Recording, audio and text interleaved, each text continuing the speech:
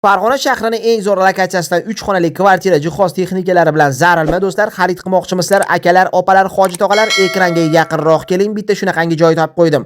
Manzil Farg'ona shahar Ohu kafesi ro'parasida joylashgan, zamonaviy loyihalar asosida qurib bitkazilgan 12 qavatli domda 2-qavatdan 3 xona 75 kvadrat metrdan iborat bo'lgan, pat-kulch holatdagi jihoz texnikalari bilan birgalikda bitta faizli xonadonni sizlar bilan birgalikda obzorini ko'rib chiqamiz. Bu liftlar o'rnatib qo'yilgan domimizga kirish qismi eshigiga kirganimizda proxod hol qismi do'stlar. Uyimiz 71 kvadrat metrdan iborat, devorlari mo'yishga aboy qilingan, ichki eshiklari Rasulov eshiklar o'rnatilgan, taylari laminat pol bo'lgan, isitish va sovutish tizimiga ega do'stlar. Xonalarda ketma-ketligini sizlar bilan birgalikda ko'zdan kechiramiz. Bu xonamiz uyimizning eng chiroyli joylaridan bittasi.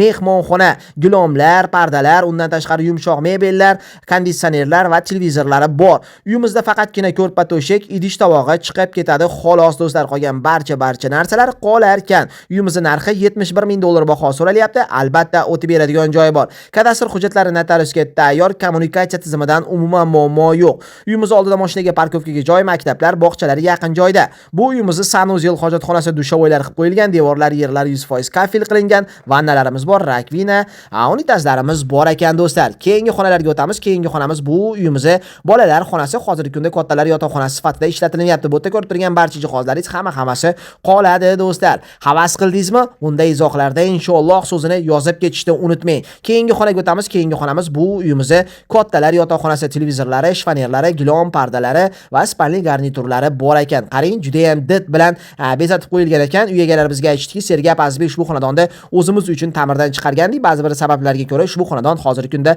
sotuvga chiqyapti deyishyapti. Xo'p, birinchi balkonni sizlar bilan birgalikda ko'zdan kechiramiz. Bu tomondan sentrdan kelasiz. Farg'onani Ohu kafesi, bu tomondan Muhayyoga chiqib ketsangiz bo'ladi. Katta yo'lda bo'yida joylashgan, hudud zo'r, lokatsiyasi zo'r. Barchamizga shunaqangi chiroyli hududlardan ajoyib xonadonlar nasib qilsin. Videoni shu joygacha ko'rgan bo'lsangiz, like tugmasini bosib, kanalga obuna bo'lib qo'yishni esdan chiqarmang. Oxirgi xonamiz qoldi. Oxirgi xonamiz bu uyimizning eng shirin joylaridan bittasi.